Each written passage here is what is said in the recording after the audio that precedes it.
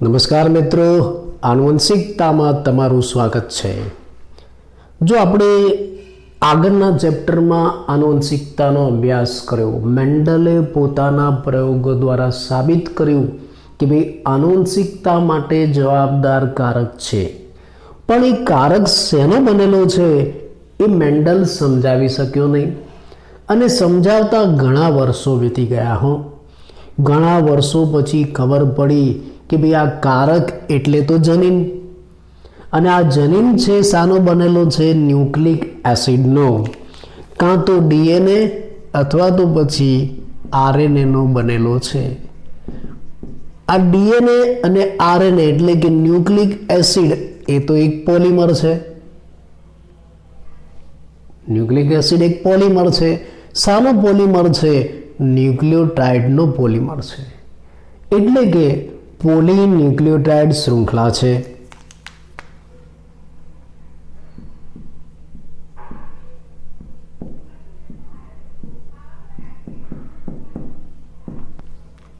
Nucleic acid એક polymer છે એટલે કે પોલીન્યુક્લિયોટાઇડ શૃંખલા છે। તો હવે આ ન્યુક્લિક એસિડ એ ન્યુક્લિયોટાઇડનો બનેલો છે, અને આ ન્યુક્લિયોટાઇડ કેવો હોય? આપણે છેલ્લા લેક્ચરમાં જોયું કે બે આ ન્યુક્લિયોટાઇડ એક જટિલ અણુ છે, 3 ઘટકોનો બનેલો છે, પેન્ટોઝ શર્કરા, નાઇટ્રોજન બેઝ અને ફોસ્ફેટ। આ ત્રણેય એકબીજા સાથે જોડાય અને જે જટિલ અણુ બને એને ન્યુક્લિયોટાઇડ કહેવાય। કેવી રીતે જોડાય? આપણે આકૃતિમાં બતાવ્યું છે। આ પેન્ટોઝ શર્કરા, આ નાઇટ્રોજન બેઝ અને આ ફોસ્ફેટ, આ ત્રણેય એકબીજા સાથે જોડાઈ ગયા। શું બની ગયું? ન્યુક્લિયોટાઇડ। પણ આપણે તો શું બનાવવાનું છે? પોલીન્યુક્લિયોટાઇડ બનાવવાના છે। એટલે હવે આવા ઘણા બધા ન્યુક્લિયોટાઇડને એકબીજા સાથે જોડવા પડશે। કેવી રીતે જોડાય આપણે જોઈએ। ચલો, જો આપણી પાસે આ એક ન્યુક્લિયોટાઇડ છે, આ બીજો, ત્રીજો, ચોથો, આવા ઘણા બધા ન્યુક્લિયોટાઇડ છે। હવે આપણે આ ન્યુક્લિયોટાઇડને એકબીજા સાથે જોડવા છે। કેવી રીતે જોડાશે ખબર છે? ફોસ્ફોડાયસ્ટર બંધથી। એક ન્યુક્લિયોટાઇડ બીજા ન્યુક્લિયોટાઇડ સાથે ફોસ્ફોડાયસ્ટર બંધથી જોડાય, અને આ બંધ કેવી રીતે રચાય આપણે જોઈએ। ચલો, આપણી પાસે આ એક ન્યુક્લિયોટાઇડ છે, તમે જાણો છો હવે આખી રચના। હવે આ જે ન્યુક્લિયોટાઇડ છે એની શર્કરાનો 3જા નંબરનો કાર્બન આ જે બીજો ન્યુક્લિયોટાઇડ છે એની શર્કરાના 5મા નંબરના કાર્બન સાથે જોડાય। એટલે આ 3જા નંબરનો જે કાર્બન છે આ ન્યુક્લિયોટાઇડનો, એનો OH, આ રહ્યો OH, એ ફોસ્ફેટ સાથે જોડાય છે, 5મા નંબરના ફોસ્ફેટ સાથે એસ્ટર બંધથી જોડાય છે। બરાબર, બે ક્રમિક ન્યુક્લિયોટાઇડ એકબીજા સાથે ફોસ્ફોડાયસ્ટર બંધથી જોડાય, અને આ ફોસ્ફોડાયસ્ટર બંધ કોની કોની વચ્ચે બને? એક શર્કરાના 3જા કાર્બન અને બીજી શર્કરાના 5મા કાર્બન વચ્ચે ફોસ્ફોડાયસ્ટર બંધ રચાય। બરાબર, એક શર્કરાનો 3જા નંબરનો કાર્બન અને બીજી શર્કરાના 5મા નંબરના કાર્બન વચ્ચે ફોસ્ફોડાયસ્ટર બંધ રચાય। જો આ બંધ કેવી રીતના રચાયો? આ 3જા નંબરનો કાર્બન છે એનો OH આ ફોસ્ફેટ સાથે એસ્ટર બંધ બનાવે છે। એટલે એક આ એસ્ટર બંધ, બીજો આ એસ્ટર બંધ, અને વચ્ચે ફોસ્ફેટ, એટલે ડાયએસ્ટર અને વચ્ચે ફોસ્ફેટ છે, એટલે નામ શું આપ્યું? ફોસ્ફોડાયસ્ટર બંધ। હવે તમે આટલું યાદ રાખજો કે બે ન્યુક્લિયોટાઇડ એકબીજા સાથે કયા બંધથી જોડાય? ફોસ્ફોડાયસ્ટર બંધથી। અને આ ફોસ્ફોડાયસ્ટર બંધ કયા નંબર ઉપર બને છે? 3જા અને 5મા। એક શર્કરાના 3જા નંબરનો કાર્બન અને બીજી ન્યુક્લિયોટાઇડની શર્કરાના 5મા નંબરના કાર્બન વચ્ચે આવું ફોસ્ફોડાયસ્ટર બંધ બને, અને આ રીતે બે ન્યુક્લિયોટાઇડ જોડાય, જેને ડાયન્યુક્લિયોટાઇડ કહેવાય। આપણે તો શું બનાવવાનું છે? પોલીન્યુક્લિયોટાઇડ।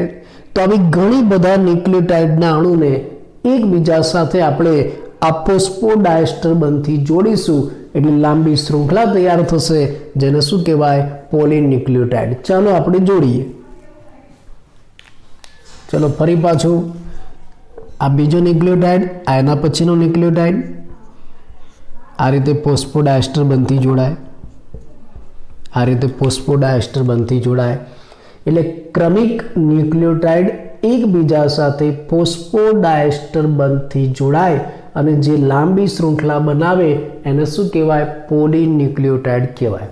ઉદાહરણ તરીકે આકૃતિ જુઓ. ચલો, અહીંયા પણ ઘણા બધા ન્યુક્લિયોટાઇડ છે. 1 2 3 4 5 ન્યુક્લિયોટાઇડ છે અને આ બધા એકબીજા સાથે કયા બંધથી જોડાય? ફોસ્ફોડાયસ્ટર બંધ. ચલો, આ ફોસ્ફોડાયસ્ટર બંધ, આ ફોસ્ફોડાયસ્ટર બંધ, આ ફોસ્ફોડાયસ્ટર બંધ, આ ફોસ્ફોડાયસ્ટર બંધ. એટલે બધા જ ન્યુક્લિયોટાઇડ એકબીજા સાથે ફોસ્ફોડાયસ્ટર બંધથી જોડાયા અને જે લાંબી શૃંખલા બની એને શું કહેવાય છે? પોલીન્યુક્લિયોટાઇડ શૃંખલા કહેવાય. હવે જુઓ, આ જે શૃંખલા બનીને એમાં બે છેડા ખુલ્લા હોય, એક ઉપરનો અને બીજો નીચેનો. જુઓ, આ ઉપરનો છેડો ખુલ્લો છે અને નીચેનો છેડો ખુલ્લો છે. આ ઉપરનો જે છેડો ખુલ્લો છે એમાં કયો કાર્બન જોવા મળશે? 5મા કાર્બનનો ફોસ્ફેટ સમૂહ છૂટો મુક્ત જોવા મળે છે. આ છેડે 5મા કાર્બનનો ફોસ્ફેટ સમૂહ છૂટો જોવા મળે છે જ્યાં બંધ નથી રચાતો. અને બીજા છેડે જુઓ, 3જા કાર્બનનો OH સમૂહ છૂટો જોવા મળે છે. OH સમૂહ. અહીંયા 5મા કાર્બનનો ફોસ્ફેટ સમૂહ મુક્ત છે. જે છેડે 5મા કાર્બનનો ફોસ્ફેટ મુક્ત હોય એને 5મો છેડો કહેવાય અને જે છેડે 3જા કાર્બનનો OH મુક્ત હોય એને 3જો છેડો કહેવાય. એટલે આ જે પોલીન્યુક્લિયોટાઇડ શૃંખલા બનીને એને 5મા છેડાથી 3જા છેડા તરફની શૃંખલા કહેવાય. શું કહેવાશે? 5મા છેડાથી 3જા છેડા તરફની શૃંખલા. એને ઇંગ્લિશમાં બીજા શબ્દમાં આ જે 5મો છેડો છે એને 5 પ્રાઇમ બોલાય છે અને આ ત્રીજો છેડો છે એને 3 પ્રાઇમ બોલાય છે. એટલે કે 5 પ્રાઇમ ટુ 3 પ્રાઇમ શૃંખલા. એટલે કોઈ પણ પોલીન્યુક્લિયોટાઇડ શૃંખલા લેશો તેમાં બે છેડા ખુલ્લા હશે. એક ત્રીજો છેડો, એક 5મો છેડો ખુલ્લો હોય તો સામે ત્રીજો છેડો ખુલ્લો હોય. આવો નિયમ. બીજી એક વસ્તુ, આ તો આપણે આખી પોલીન્યુક્લિયોટાઇડ શૃંખલાનું બંધારણ દોર્યું. હવે આપણે આખું આવું વારંવાર બંધારણ નથી દોરવું, ઘણો સમય જાય. એટલે તો મેં પહેલાંથી દોરી રાખ્યું હતું કે એમાં ઘણો સમય જાય તો તમારે એને દર્શાવવા માટે એક સાંકેતિક આકૃતિ વાપરવી પડશે. એ આકૃતિ કેવી રીતે બનાવાય હું તમને સમજાવું. ચલો, આ જે પોલીન્યુક્લિયોટાઇડ શૃંખલા છે ને, આ જે પોલીન્યુક્લિયોટાઇડ શૃંખલા, દાખલા તરીકે આ રહી, આપણે આ બાજુ બતાવીએ. ચલો, આ જે પોલીન્યુક્લિયોટાઇડ શૃંખલા છે ને એમાં આ શર્કરા અને ફોસ્ફેટ વાળો જે ભાગ છે ને, આટલો હું તમને બતાવું. શર્કરા અને ફોસ્ફેટ વાળો આ જે ભાગ છે એને આપણે આધાર કહી દઈશું. આ પોલીન્યુક્લિયોટાઇડ શૃંખલાનો આધાર છે, બેકબોન.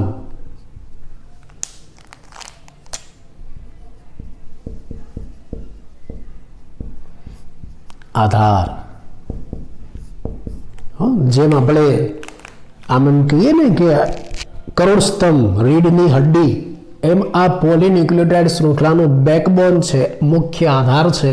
અને આધાર શાનો બનેલો છે જુઓ જોઈએ. ફોસ્ફેટ શર્કરા, ફોસ્ફેટ શર્કરા, ફોસ્ફેટ શર્કરા, આ રીતે બનેલો છે શર્કરા અને ફોસ્ફેટનો. તો આ શર્કરા અને ફોસ્ફેટ વાળો આધાર છે એને આપણે બેકબોન એવું કહી દઈશું, એક આધાર કહી દઈશું. અને એ આધારને આપણે એક પટ્ટા સ્વરૂપે દર્શાવીશું. ચલો, વારંવાર આપણે આ નથી દોરવું. આવું શર્કરા ફોસ્ફેટ, શર્કરા ફોસ્ફેટ, શર્કરા ફોસ્ફેટ એવું વારંવાર નથી દોરવું. તો એની જગ્યાએ આપણે આવો એક પટ્ટો બતાવી દઈશું. ચલો, એક પટ્ટો. આ પટ્ટો શું? આ પટ્ટામાં શું છે? આ પટ્ટામાં શર્કરા છે, ફોસ્ફેટ છે, શર્કરા ફોસ્ફેટ, શર્કરા ફોસ્ફેટ, શર્કરા ફોસ્ફેટ એવું છે. આ તો ખાલી મેં બતાવ્યું. એટલે આ જે આધાર છે ને એને તમારે પટ્ટા સ્વરૂપે દર્શાવવાનું. આપણે શું કરવાનું છે? આ જે પોલીન્યુક્લિયોટાઇડ શૃંખલા છે એને માટે એક સાંકેતિક આકૃતિ બનાવવાની છે. આટલું બધું બંધારણ વારંવાર દોરવું ન પડે એટલે તો તમારે શું કરવાનું, આ શર્કરા અને ફોસ્ફેટ દોર્યું છે ને એની જગ્યાએ એક પટ્ટો દોરી નાખવાનો. એ પટ્ટો શું દર્શાવે છે? આધાર, બેકબોન. અને આધાર શાનો બનેલો છે? શર્કરા ફોસ્ફેટ, શર્કરા ફોસ્ફેટ. એટલે આવો પટ્ટો દોરેલો હોય ને એટલે તમારે શું સમજી લેવાનું, આ શર્કરા અને ફોસ્ફેટ છે, આવું છે અંદર. ધ્યાન રાખજો. અને એની બહારની તરફ શું પ્રક્ષેપિત થયેલું છે? પ્રક્ષેપિત થયેલું એટલે બહાર નીકળેલું શું છે? Nitrogen base. એ નાઇટ્રોજન બેઝને એમને લખી નાખવાના.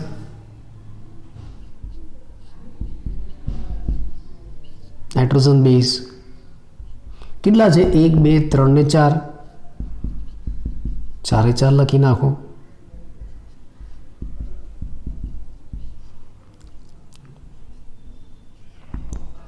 નાઇટ્રોજન બેઝ સમજાયું? તો આ જે પોલીન્યુક્લિયોટાઇડ શૃંખલા આપણે આ રીતે દોરી છે આખા બંધારણ સાથે, એને તમે સરળતાથી આ રીતે દર્શાવી શકો. એક પટ્ટો દોરવાનો અને બાજુમાં બહારની તરફ આવા નાઇટ્રોજન બેઝ લખી નાખવાના. તો આ જે પટ્ટો તૈયાર થયો એને શું કહેવાય? પોલીન્યુક્લિયોટાઇડ શૃંખલા. ધ્યાન રાખજો, આવી સાંકેતિક આકૃતિનો આપણે વારંવાર ઉપયોગ કરીશું. પણ તમને ખબર પડી જોઈએ કે આ પટ્ટો એટલે બેકબોન, આધાર. અને આધારમાં શું છે? આવું છે. પણ આવું બધું આપણે હવે દોરવું નથી. આપણે સરળતાથી એની રજૂઆત કરવી છે તો આવો પટ્ટો દોરવાનો અને પટ્ટાની સાથે શું જોડી દેવાના? Nitrogen base. આ પોલીન્યુક્લિયોટાઇડની રચના આપણે સમજાવી કે ભાઈ જે પણ ન્યુક્લિક એસિડ છે એના બંધારણમાં આવા ઘણા બધા ન્યુક્લિયોટાઇડ ગોઠવાયેલા હોય છે. અને આ બધા ન્યુક્લિયોટાઇડ એકબીજા સાથે ફોસ્ફોડાયસ્ટર બનતી જોડાય એટલે લાંબી શૃંખલા તૈયાર થાય. એને પોલીન્યુક્લિયોટાઇડ શૃંખલા કહેવાય. આ પોલીન્યુક્લિયોટાઇડ શૃંખલા કાં તો આરએનએ હોય કાં તો ડીએનએ હોય. પણ મોટા ભાગે સજીવોની અંદર જનીન દ્રવ્ય તરીકે શું હોય છે? ડીએનએ હોય છે. ખાલી વાયરસ એક જ અપવાદ છે, બાકી બધા જ સજીવોની અંદર આનુવંશિક જનીન દ્રવ્ય તરીકે શું હોય છે? ડીએનએ. તો પ્રશ્ન એ થાય કે આ ડીએનએ કેવી રીતે શોધાયો? તો ચાલો આપણે હવે આ ડીએનએના ઇતિહાસની વાત કરીએ. બે આ ડીએનએ કોણે શોધ્યો અને કેવી રીતે શોધ્યો? આપણે એની માહિતી પ્રાપ્ત કરીએ. ડીએનએની શોધ.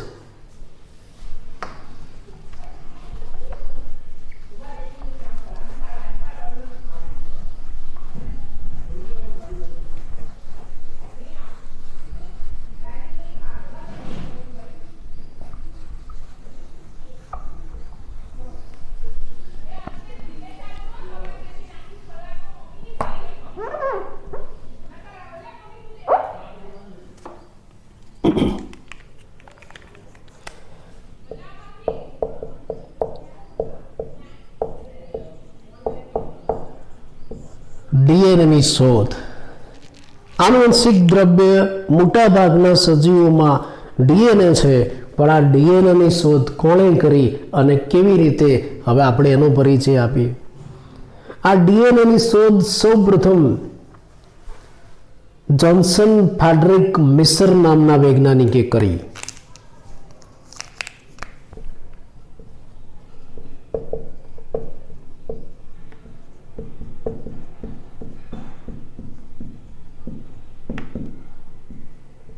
જોન્સન ફ્રેડરિક મિશર નામના વૈજ્ઞાનિકે 1869માં કોષના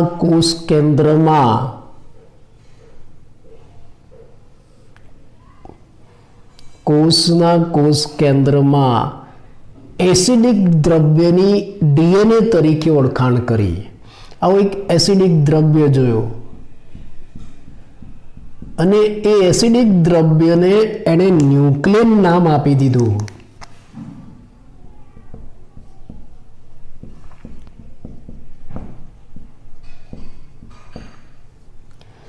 એટલે 1869માં જોન્સન ફ્રેડરિક મિશર નામના વૈજ્ઞાનિકે કોષના કોષ કેન્દ્રમાં એસિડિક દ્રવ્યની ઓળખાણ કરી.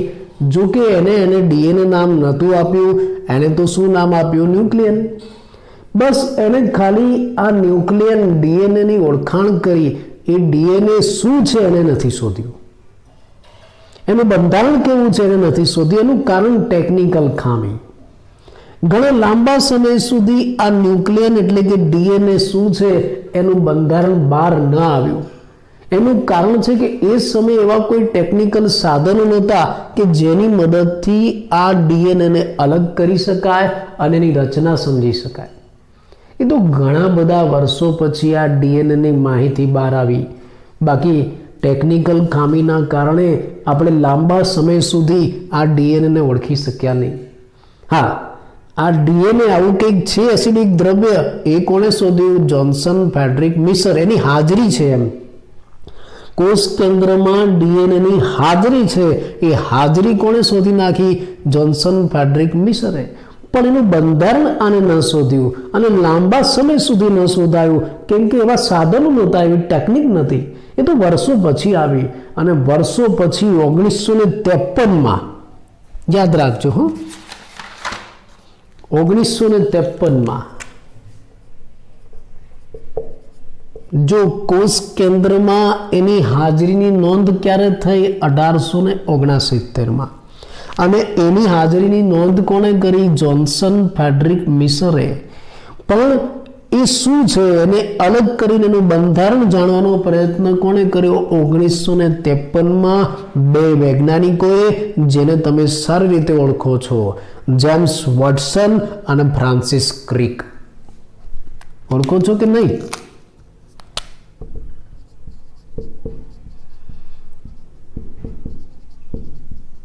જેમ્સ વોટસન અને ફ્રાન્સિસ ક્રિક. 1953માં જેમ્સ વોટસન અને ફ્રાન્સિસ ક્રિક નામના વૈજ્ઞાનિકે એક્સરે ડિફ્રેક્શન ડેટા પદ્ધતિ દ્વારા, નામ યાદ રાખજો,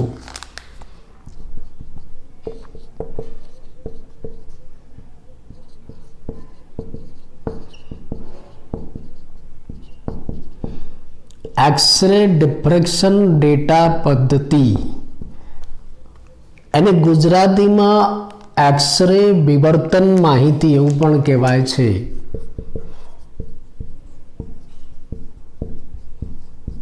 થોડાક ઇંગ્લિશ શબ્દ પણ યાદ રાખવા. એટલે 1953માં જેમ્સ વોટસન અને ફ્રાન્સિસ ક્રિકે આવી એક્સરે ડિફ્રેક્શન ડેટા પદ્ધતિ દ્વારા આ જે ડીએનએ છે એનું ખૂબ જ પ્રચલિત મોડેલ રજૂ કર્યું.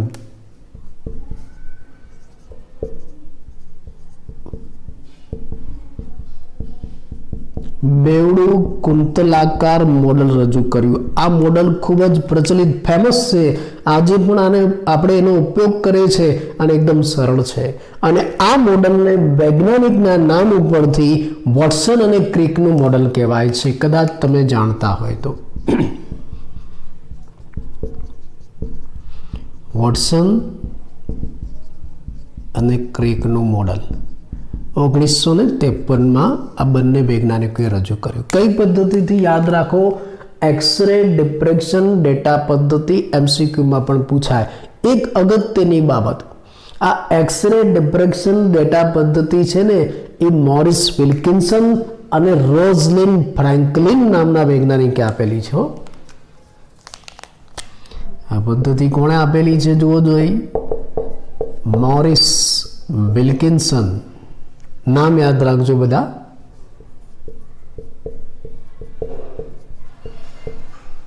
મોરિસ વિલ્કિન્સન અને રોઝલિન ફ્રેન્કલિન.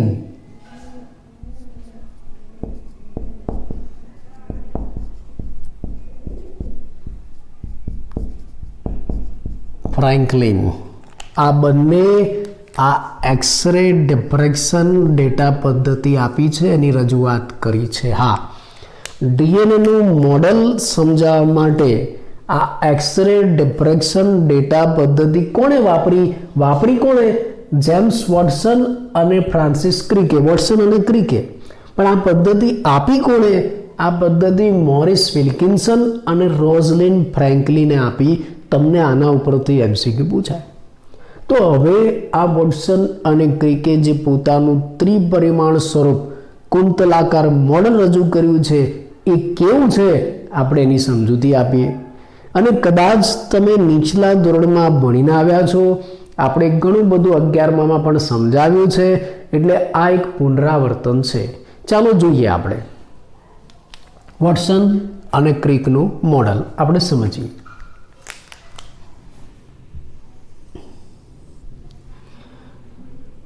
ચલો એના મોડલ પ્રમાણે એને શું સાબિત કર્યું, શું સમજૂતી આપી. પહેલી વસ્તુ કે ભાઈ ડીએનએ છે એ 2 પોલીન્યુક્લિયોટાઇડ શૃંખલાનું બનેલું છે.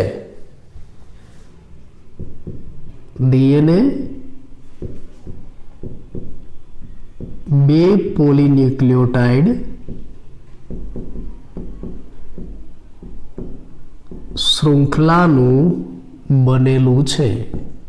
ચલો પહેલું એને આ સાબિત કર્યું કે ભાઈ ડીએનએ 2 પોલીન્યુક્લિયોટાઇડ શૃંખલાનું બનેલું છે. વંચાય છે ને બરાબર? 2 પોલી ઓકે, ડીએનએ 2 પોલીન્યુક્લિયોટાઇડ શૃંખલાનું બનેલું છે અને આ બંને પોલીન્યુક્લિયોટાઇડ શૃંખલાઓ એકબીજાને પ્રતિ સમાંતર રીતે ગોઠવાયેલ છે. પ્રતિ સમાંતર એટલે શું?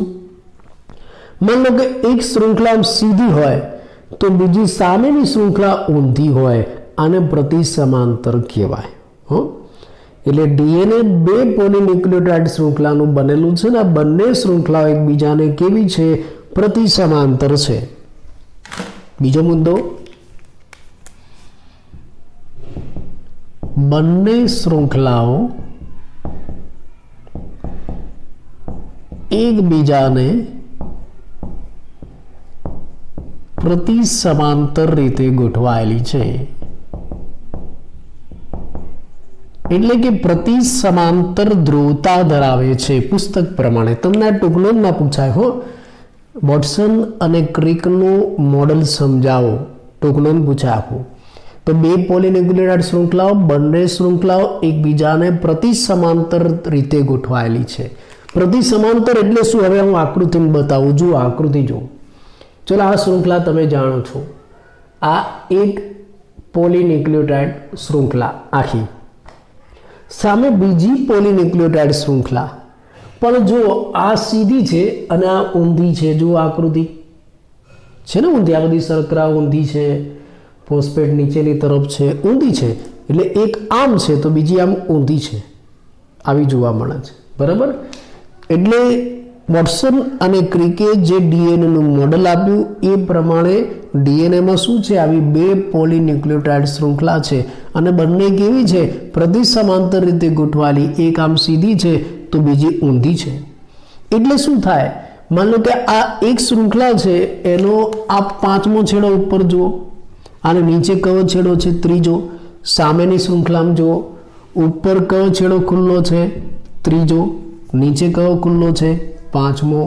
એટલે એક શૃંખલા જો 5માંથી ત્રીજા છેડા તરફ હોય તો એની સામેની શૃંખલા જોવો જોઈએ ત્રીજાથી 5મા છેડા તરફ હોય.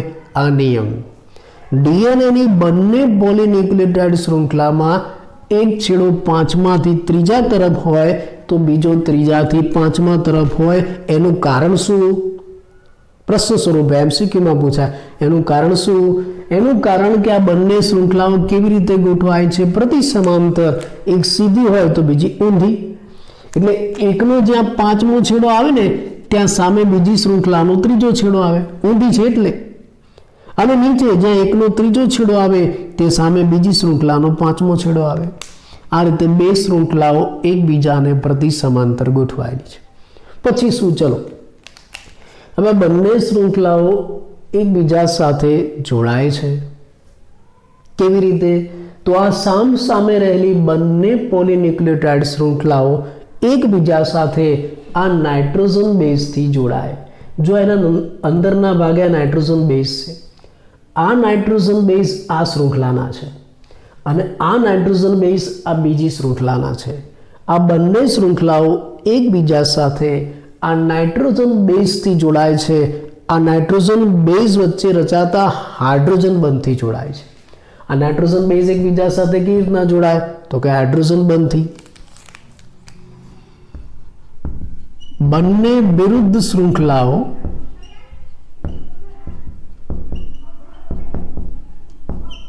એકબીજા સાથે નાઇટ્રોજન બેઝ દ્વારા જોડાય છે, એકબીજા સાથે નાઇટ્રોજન બેઝ દ્વારા જોડાય છે અને આ નાઇટ્રોજન બેઝ એકબીજા સાથે હાઇડ્રોજન બંધ રચે છે. આ નાઇટ્રોજન બેઝની વચ્ચે હાઇડ્રોજન બંધ રચાય છે. એટલે આ બંને પોલીન્યુક્લિયોટાઇડ શૃંખલાઓ, એક સીધી ને એક ઊંધી, આ બંને એકબીજા સાથે જોડાશે. કોની મદદથી? નાઇટ્રોજન બેઝની મદદથી, સામ સામે ગોઠવાયેલા નાઇટ્રોજન બેઝની મદદથી. અને નાઇટ્રોજન બેઝ એકબીજા સાથે કેવી રીતના જોડાય છે? હાઇડ્રોજન બંધથી. પણ એક નિયમ, હાઇડ્રોજન બંધ કેવી રીતે રચાશે એનો નિયમ, હંમેશા એની સાથે ટી જોડાશે. એટલે એક શૃંખલા પર એ હોય, એક શૃંખલા પર એ હોય તો એ સામેની શૃંખલાના ટી સાથે જોડાશે. એ ટી સાથે, એડિનિન થાઇમિન સાથે અને જીસી સાથે જોડાશે. આ નિયમ, આ નિયમ હો. આ બંને પોલીન્યુક્લિયોટાઇડ શૃંખલા એકબીજા સાથે નાઇટ્રોજન બેઝથી જોડાશે. પણ એ નાઇટ્રોજન બેઝ કોની વચ્ચે, કયા નાઇટ્રોજન બેઝ વચ્ચે જોડાય છે? તો એટી અને જીસી. આ બંને શૃંખલાઓ નાઇટ્રોજન બેઝથી એકબીજા સાથે જોડાશે. આ નાઇટ્રોજન બેઝથી એકબીજા સાથે જોડાય ત્યાં હાઇડ્રોજન બંધ રચાય. આ હાઇડ્રોજન બંધ કોની વચ્ચે રચાય? એટી અને જીસી વચ્ચે. એક અગત્યની બાબત, એ અને ટી વચ્ચે બે હાઇડ્રોજન બંધ રચાય, જી અને સી વચ્ચે 3 હાઇડ્રોજન બંધ રચાય. આમ હાઇડ્રોજન બંધથી આ બંને શૃંખલાઓ એકબીજા સાથે જોડાય છે અને હાઇડ્રોજન બંધના કારણે જ આ શૃંખલા છે ને સ્થિર રહે છે, સ્થાયી રહે છે. ચલો આપણે બતાવીએ. અહીંયા આ એક શૃંખલા, આ એના નાઇટ્રોજન બેઝ, આ બીજી શૃંખલા, આ એના નાઇટ્રોજન બેઝ. હવે આ નાઇટ્રોજન બેઝને એકબીજા સાથે આપણે હાઇડ્રોજન બંધથી જોડવા છે. નિયમ કયો યાદ રાખો? એટીજીસી. કયો નિયમ? એટીજીસી. એ કોની સાથે જોડાય? ટી સાથે. જી કોની સાથે જોડાય? સી સાથે. એ ટી સાથે કેટલા હાઇડ્રોજન બંધથી જોડાય? 2 હાઇડ્રોજન બંધથી. જીસી સાથે 3 હાઇડ્રોજન બંધથી જોડાય. બધું એમસીક્યુ પૂછાય. ચલો આપણે જોડીએ. અહીંયા શું છે? ટી, અહીંયા એ, એટી થયું, એટી જોડાય. કેટલા બંધથી? 2 હાઇડ્રોજન બંધથી. તો ચલો અહીંયા આ 2 હાઇડ્રોજન બંધ. નીચે શું છે? જીસી, જીસી જોડાય. કેટલા હાઇડ્રોજન બંધથી? 3 હાઇડ્રોજન બંધ. ચલો અહીંયા એટી પાછું આવ્યું. કેટલા હાઇડ્રોજન બંધથી? 2 હાઇડ્રોજન બંધથી. 2 હાઇડ્રોજન બંધ. ફરી પાછું શું આવ્યું? જીસી. કેટલા હાઇડ્રોજન બંધ? 3 હાઇડ્રોજન બંધ. ફરી પાછું શું આવ્યું? એટી. કેટલા હાઇડ્રોજન બંધ? 2 હાઇડ્રોજન બંધ. સમજાયું? આ 2, આ 3, આ 2. આ રીતે જેટલી પણ લાંબી આ શૃંખલા હશે એ શૃંખલાઓ એકબીજા સાથે આ રીતે હાઇડ્રોજન બંધથી જોડાશે. અને એનો નિયમ કેવો? એ હંમેશા ટી સાથે અને જી હંમેશા સી સાથે જોડાય. એટી વચ્ચે 2 હાઇડ્રોજન બંધ, જીસી વચ્ચે 3 હાઇડ્રોજન બંધ. તો આ રીતે આ એક ડીએનએનો અણુ તૈયાર થયો. બરાબર ને? આ ડીએનએનો અણુ, એનું બંધારણ તમે આકૃતિમાં જોઈ શકો છો. હવે આ તો આખું જટિલ બંધારણ છે. આવું કંઈ પરીક્ષામાં દોરવા જાવ તો અઘરું પડે. તો આને આપણે શેનું બનાવવું છે? ચલો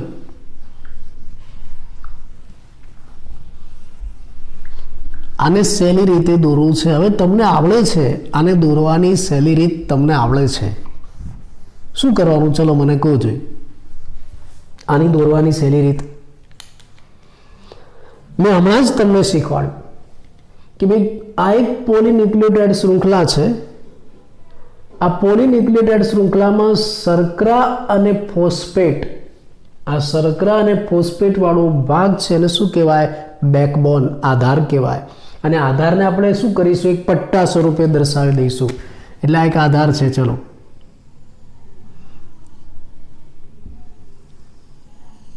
આ એક પોલીન્યુક્લિયોટાઇડ શૃંખલાનો આધાર. સામે આ બીજી પોલીન્યુક્લિયોટાઇડ શૃંખલા છે, આ એનો આધાર. સમજાયું? આ એક પોલીન્યુક્લિયોટાઇડ શૃંખલાનો આધાર, જેને આપણે પટ્ટા સ્વરૂપે દર્શાવીશું. આ બધું દોરવાની જરૂર નહીં. માની લો કે આ જ રચનાને તમારે સાંકેતિક ભાષામાં સરળતાથી દોરી નાખવી છે, તો શું કરવાનું? આની જગ્યાએ એક પટ્ટો દોરી નાખવાનો અને આની જગ્યાએ બીજો પટ્ટો દોરી નાખવાનો. આધારની જગ્યાએ પટ્ટા દોરવાનો. ચલો આપણે બાજુમાં દોરીએ. આ એક પટ્ટો, ચલો આ એક પોલીન્યુક્લિયોટાઇડ શૃંખલાનો પટ્ટો, જે શૃંખલા 5' to 3' છે. સામે આ બીજી પોલીન્યુક્લિયોટાઇડ શૃંખલાનો પટ્ટો, જે શૃંખલા 3' to 5' છે. બરાબર, બે પટ્ટા આપણે દોરી નાખ્યા. વચ્ચે શું બાકી રહ્યું? આ નાઇટ્રોજન બેઝની જોડીઓ, એ એમને લખી નાખો. ચલો, એ કઈ જોડી છે? AT વાળી,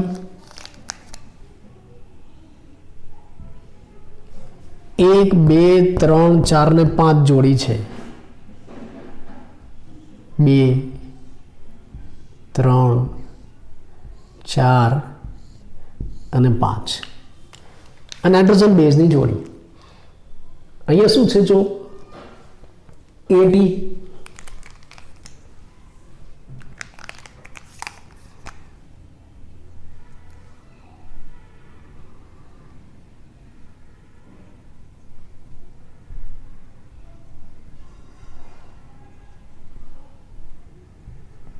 ચલો આપણે લખી નાખીએ. અહીંયા શું છે?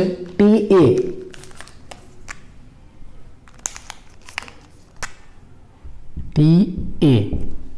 અહીંયા શું છે? CG, અહીંયા શું છે? AT, અહીંયા શું છે? GC, અહીંયા શું છે? TA. બરાબર. તો આ જે આખો આપણે DNA દોર્યો, બે પોલીન્યુક્લિયોટાઇડ શૃંખલા વાળો, એ DNA ને આપણે આ રીતે દોરી શકીએ.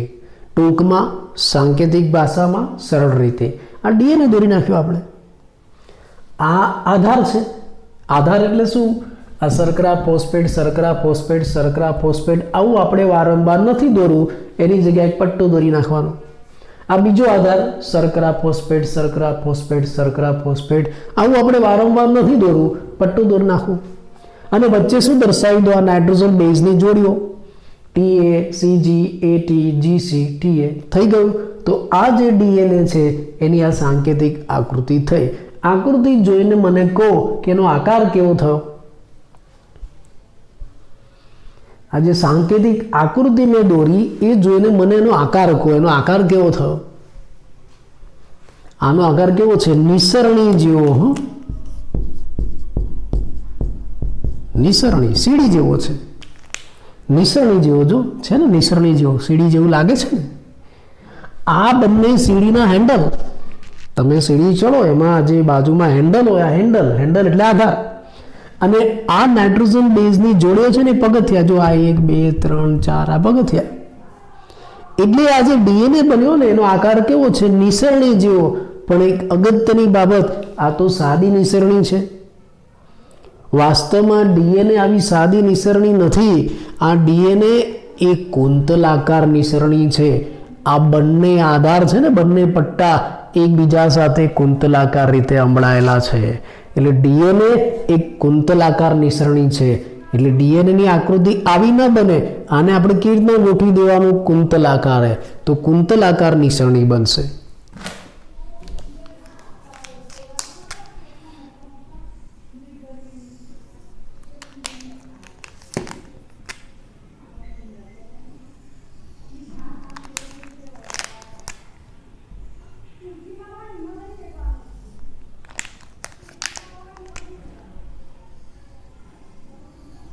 આ DNA આવી નિસરણી છે. હા, બંને પટ્ટા પણ આવી નિસરણી છે જો. અને એમાં પગથિયા.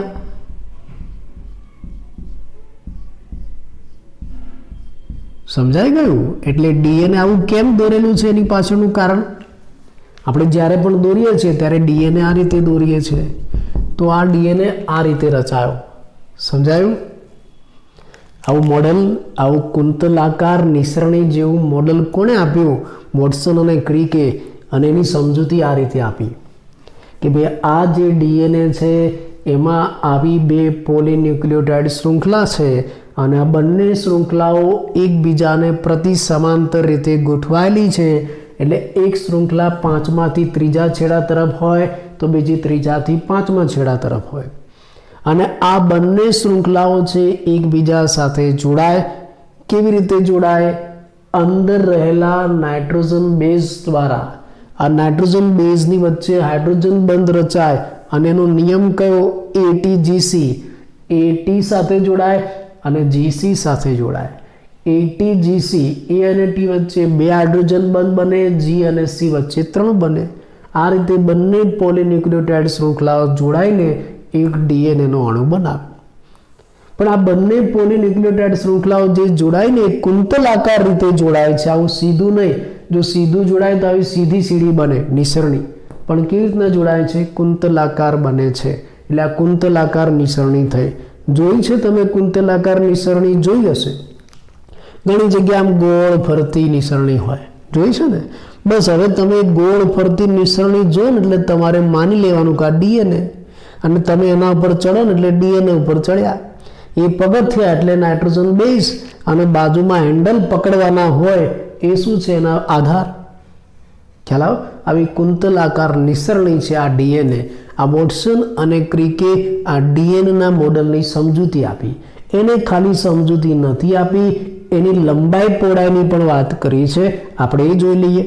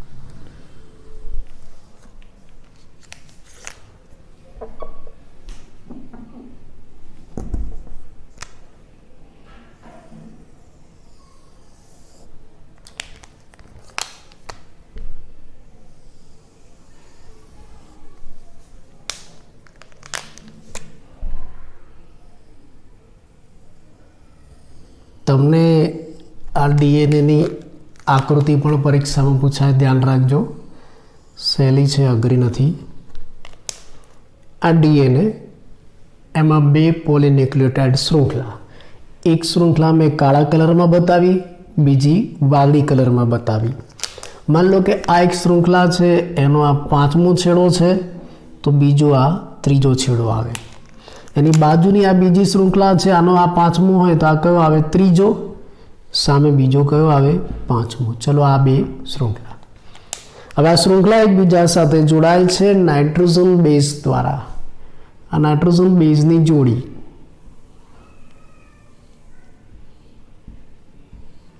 આ નાઇટ્રોજન બેઝની જોડી છે ને, એ એકની ઉપર એક બેઝ પેર છે, એના સમતલ ઉપર બીજી હોય, એના સમતલ ઉપર ત્રીજી હોય. આ રીતે એકબીજા ઉપર સમતલે ગોઠવાયેલી છે.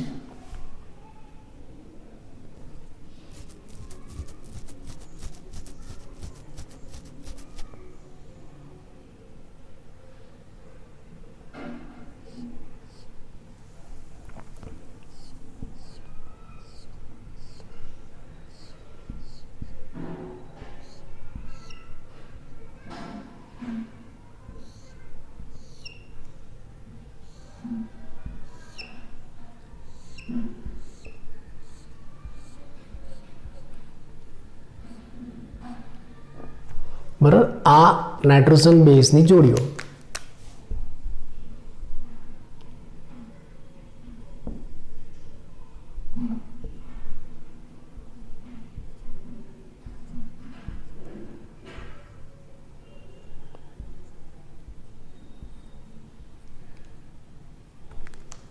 બરાબર, આ નાઇટ્રોજન બેઝની જોડીઓ છે, કોઈ પણ હોઈ શકે છે.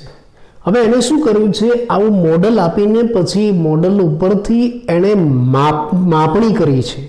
આ ડીએનએની માપણી, એની લંબાઈ પહોળાઈની માપણી કરી છે. જો એણે શોધ્યું કે ભાઈ આ ડીએનએ છે એમાં એક ગર્ત, આ ડીએનએમાં એક ગર્ત, આ એક ગર્ત કહેવાય. અહીંથી લઈને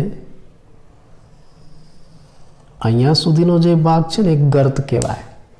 તમે જાણો છો શૃંગ અને ગર્ત શીખ્યા હશો ફિઝિક્સમાં કે ગમે ત્યાં વિજ્ઞાનમાં. આવું શૃંગ ગર્ત, આ ઉપસેલો ભાગ શૃંગ કહેવાય અને નીચેનો ભાગ ગર્ત કહેવાય. આ શૃંગ, આ ગર્ત, આ શૃંગ, આ ગર્ત. એટલે એને એક ગર્તની લંબાઈ માપી, ડીએનએના એક ગર્ત, એક પીચની લંબાઈ માપી.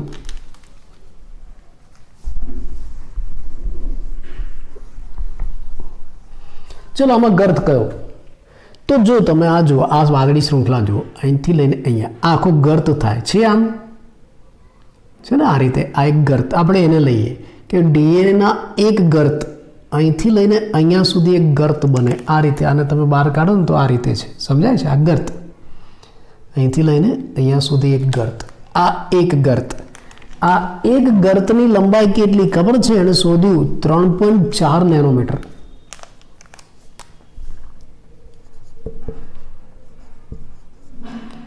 ડીએનએમાં એક ગર્તની લંબાઈ 3.4 નેનોમીટર.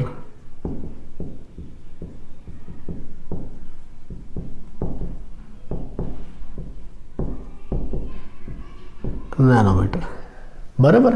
અને આ જે એક ગર્ત છે ને એની અંદર આવી 10 નાઇટ્રોજન બેઝની જોડીઓ આપેલી છે. જો આ 1 2 3 4 5 6 7 8 9 ને 10, મેં 10 દોરીને બતાવી છે. હો, આવી 10 નાઇટ્રોજન બેઝની જોડીઓ આવેલી છે એક ગર્તમાં. એક ગર્તમાં 10 બેઝ પેર. આ પણ યાદ રાખજો.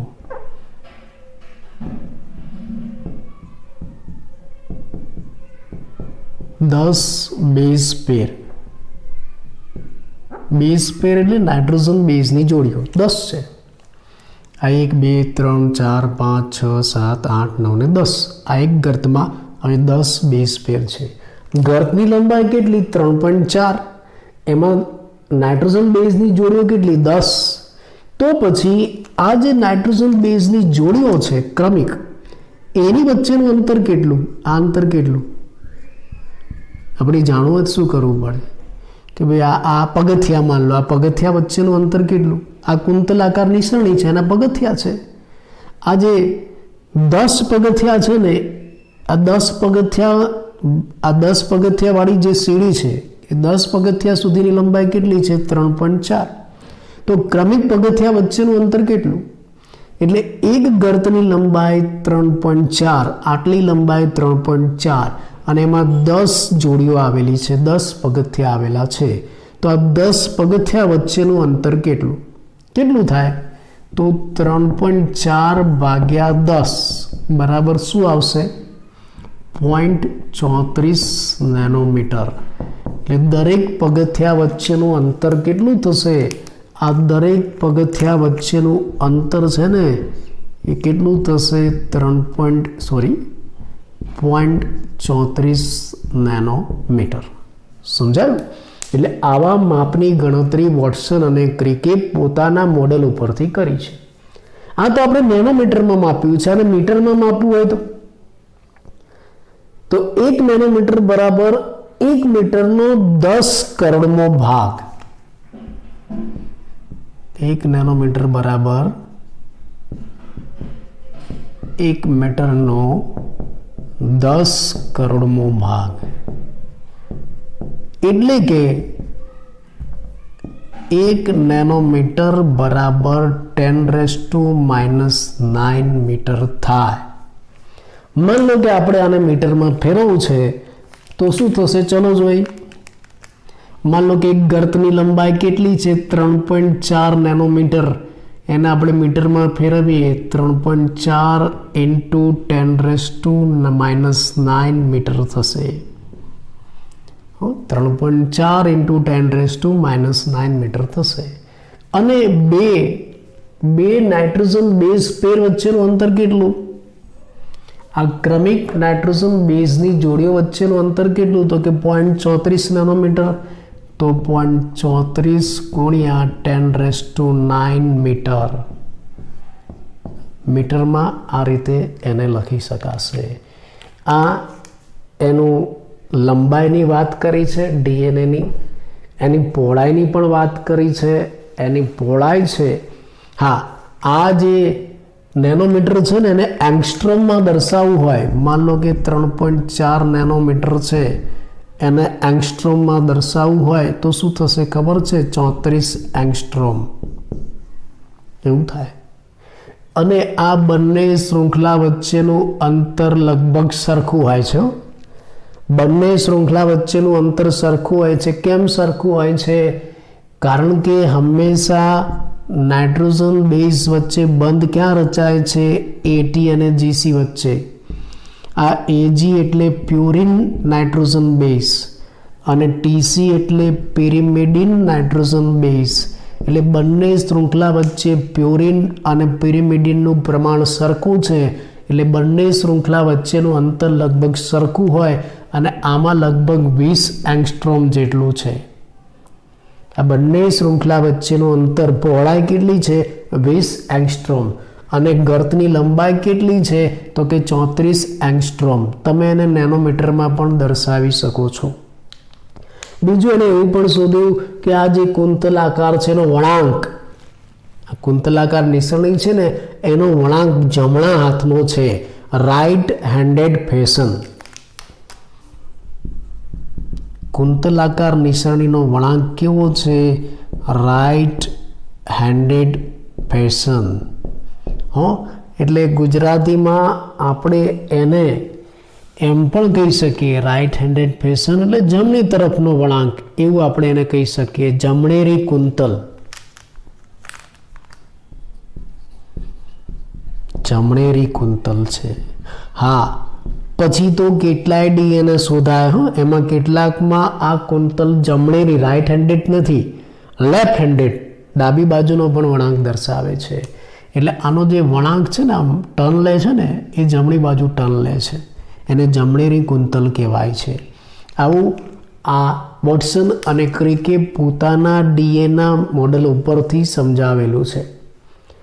વોટસન અને ક્રિકના આ જે ડીએનએ મોડેલની સમજૂતી છે ને એ ઇરવિન ચારગાફ નામના વૈજ્ઞાનિકના અવલોકન ઉપર આધારિત છે.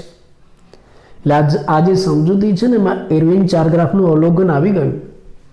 હવે ઇરવિન ચારગ્રાફ શું છે? ઘણા કે ચાર ગ્રાફ, ઘણા ચાર ગ્રાફ એટલે ચાર ગ્રાફની વાત નથી, એની અટક એવી છે. ઘણાને ચાર ગ્રાફ એવું પણ કહે છે. ઇરવિન ચારગ્રાફ એનો પણ આમાં ફાળો છે, આપણે એની વાત કરીએ.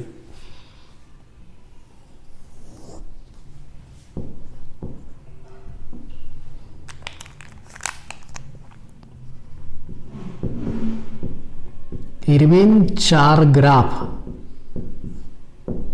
ઘણા કે ચાર ગ્રાફ દોરવાના, એવું નથી. ઘણાને ઇરવિન ચારગ્રાફ એવું પણ કહે છે. ગમે તે શબ્દો વાપરી શકાય છે. આ ઇરવિન ચારગ્રાફે આ વોટસન અને ક્રિકના મોડલનું અવલોકન કર્યું અને અવલોકન કર્યા પછી એને નાઇટ્રોજન બેઝનું મહત્વ સમજાવ્યું. એને કહ્યું કે આ મોડલમાં નાઇટ્રોજન બેઝની જે જોડીઓ છે ને એ આ મોડલનું એક યુનિક અજોડ લક્ષણ છે.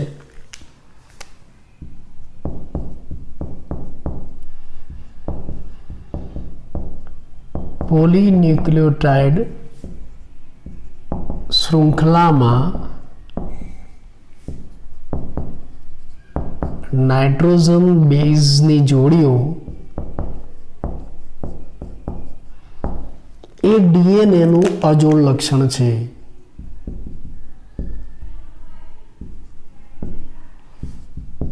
ડીએનએનું અજોડ લક્ષણ છે, યુનિક. અને એને એવું પણ કહ્યું કે આમાં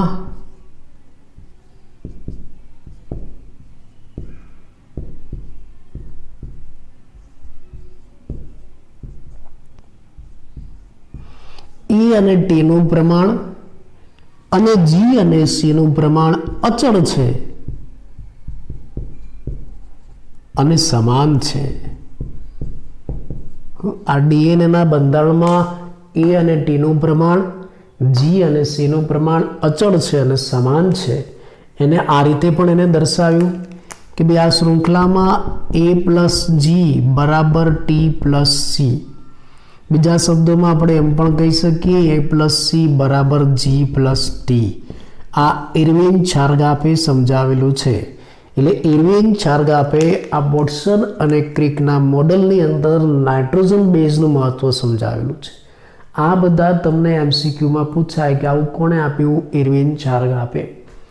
ઇરવિન ચારગાફે એવું પણ સમજાયું કે ભાઈ આ જે બે પોલીન્યુક્લિયોટાઇડ શૃંખલા છે ડીએનએની, એમાંથી તમે એક શૃંખલા ઉપરનો નાઇટ્રોજન બેઝનો ક્રમ જાણતા હોય તો એની સામેની શૃંખલાનો નાઇટ્રોજન બેઝનો ક્રમ જાણી શકો, કેમ કે અહીંયા નાઇટ્રોજન બેઝ એકબીજાને પૂરક હોય છે. માન લો કે તમે એક શૃંખલા ઉપર નાઇટ્રોજન બેઝનો ક્રમ જાણો છો. જો આ રીતે દોરું છું, હવે તમને સમજાય છે ને? આ શૃંખલા મેં દોરી. એક શૃંખલા ઉપર તમે નાઇટ્રોજન બેઝનો ક્રમ જાણો છો. દેખાય છે? આ દેખાય છે? હું દોરું છું ખબર જોઈ લો. ઓકે,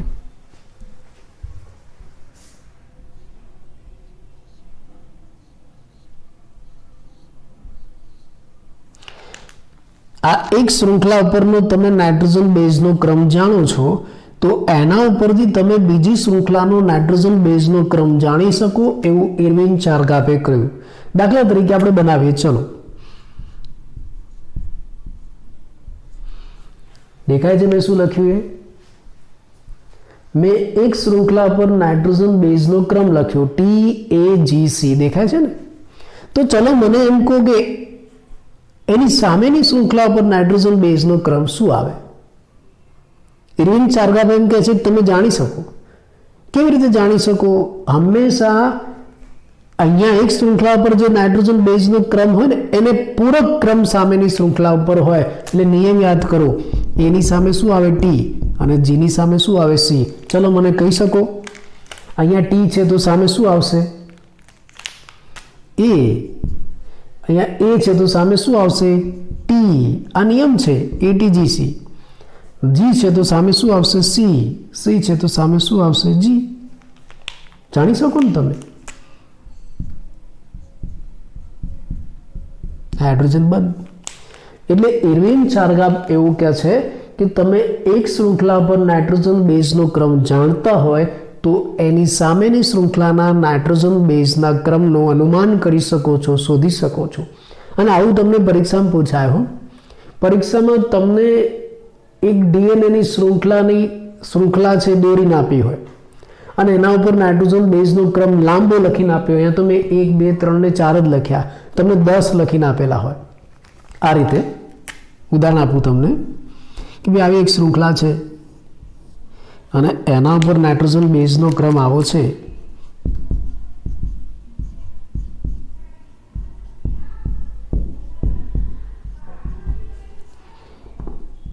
બરાબર, આવો ક્રમ છે. આ એક શૃંખલા ઉપર નાઇટ્રોજન બેઝનો ક્રમ પરીક્ષામાં પૂછાતો પ્રશ્ન, એમસીક્યુમાં પણ તમારે આવે કે ભાઈ એક શૃંખલા ઉપર ATTGCC ATACG આવો ક્રમ છે તો સામેની શૃંખલાનો ક્રમ કયો થાય?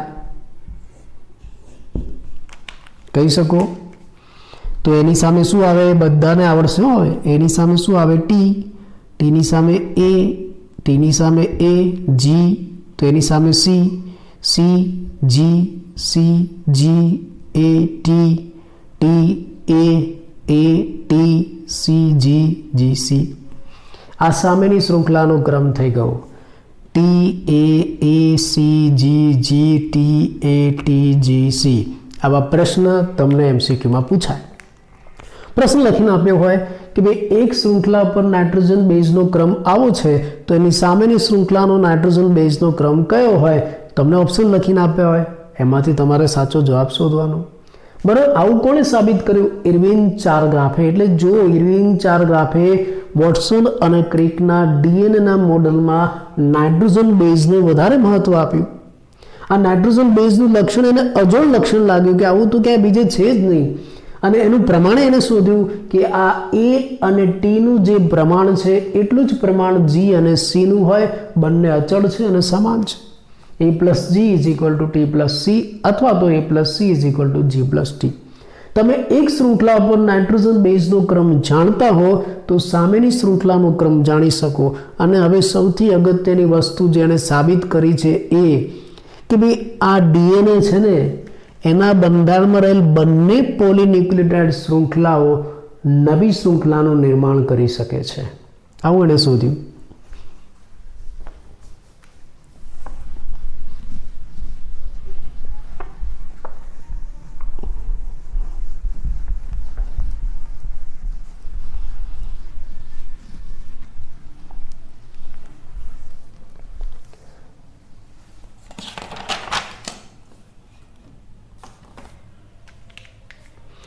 ડીએનએની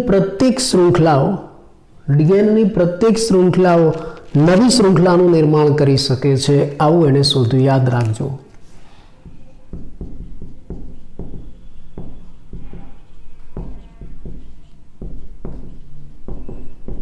પ્રત્યેક શૃંખલાઓ નવી શૃંખલાનું નિર્માણ કરી શકે છે. અને એટલે જ આ પ્રત્યેક શૃંખલા છે ડીએનએની એને ટેમ્પલેટ શૃંખલા કહેવાય છે.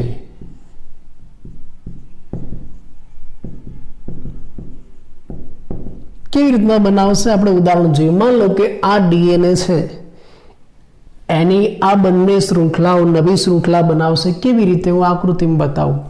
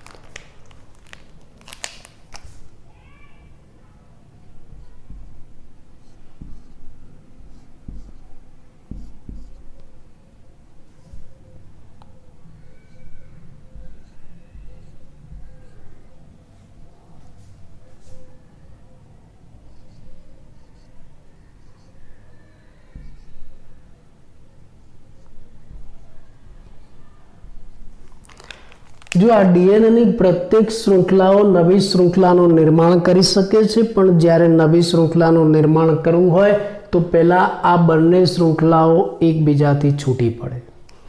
જે આ રીતે એકબીજા સાથે અમળાયેલી છે ને, આ રીતે આ શૃંખલાઓ એકબીજા સાથે અમળાયેલી છે, આ રીતે એકબીજાથી છૂટી પડે. ખ્યાલ આવે? આમ અમળાયેલી છે, એકબીજાથી છૂટી પડે એટલે આ છૂટી પડશે શૃંખલા. આ જોડાયેલી હતી, જ્યારે એ નવી શૃંખલાનું નિર્માણ કરે છે એટલે આ શૃંખલાઓ છૂટી પડે. આ છૂટી પડી ગઈ, આ એક બાજુ ગઈ, આ બીજી બાજુ છૂટી પડી ગઈ. અને બંને શૃંખલાઓ ટેમ્પલેટ શૃંખલા તરીકે વર્તે. આ બંનેને આપણે ટેમ્પલેટ કહીશું.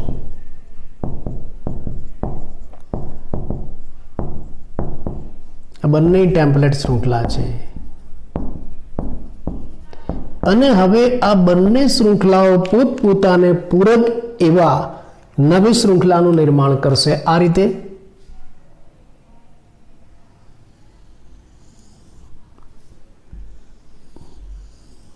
આ નવી શૃંખલા બની.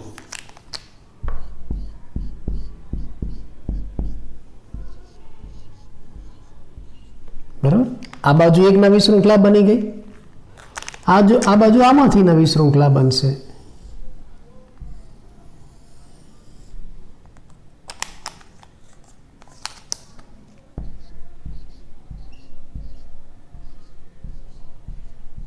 નવી શૃંખલા, બે નવી શૃંખલા, એટલે એક ડીએનએ માંથી બે નવા ડીએનએ બન્યા.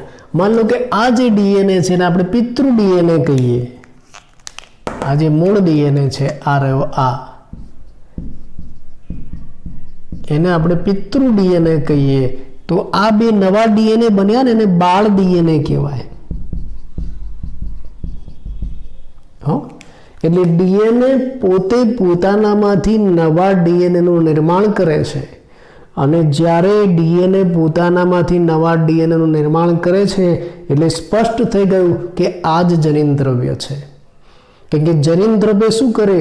સ્વયં જનન કરે, પોતાનામાંથી નવું બનાવે. એટલે આ પિતૃ ડીએનએ છે એને આવા બે નવા બાળ ડીએનએ બનાવ્યા, અને આ બાળ ડીએનએ પાછા પિતૃ જેવા જ, આના જેવા જ હોય. આવું બધું કોણે સાબિત કર્યું? ઇરવિન ચારગ્રાફે. પુસ્તકમાં બધું સાથે આગળ લખેલું છે, મેં અલગ કરી નાખ્યું. મેં વોટસન અને ક્રિકની સમજૂતી અલગ કરી નાખી અને એમાંથી ઇરવિન ચારગ્રાફને અલગ કર્યો. પુસ્તકમાં બધું સાથે આપ્યું છે. પહેલાં આપણે વોટસન અને ક્રિકની સમજૂતી આપી, પછી ઇરવિન ચારગ્રાફના નિયમો સમજાવ્યા. ઇરવિન ચારગ્રાફે નાઇટ્રોજન બેઝનું મહત્વ વધારે બતાવ્યું, અને એને એમ પણ કહ્યું કે ભાઈ તમે એક ન્યુક્લિયોટાઇડ છે એમાં નાઇટ્રોજન બેઝનો ક્રમ જાણતા હો તો એના ઉપરથી સામેની જે ન્યુક્લિયોટાઇડ છે એનો નાઇટ્રોજન બેઝનો ક્રમ જાણી શકો. વધારાનું એને અગત્યનું એમ કહ્યું કે આ ડીએનએ પોતે સ્વયં જનન પામી શકે છે, એટલે કે પ્રત્યેક શૃંખલા નવી શૃંખલાનું નિર્માણ કરી શકે છે. એટલે માની લો કે આપણે આને પિતૃ ડીએનએ કહીએ તો એમાંથી આવા બે નવા બાળ ડીએનએ બને, અને એ પણ મૂળ ડીએનએ જેવા. આવો સ્વયં જનનનો ગુણ છે, એટલે આપણે એમ કહી શકીએ સ્પષ્ટ રીતે એ બાબત સાબિત થાય કે આ ડીએનએ જ જનીન દ્રવ્ય છે. બરાબર. આગળનો અભ્યાસ નેક્સ્ટ લેક્ચરમાં કરીશું.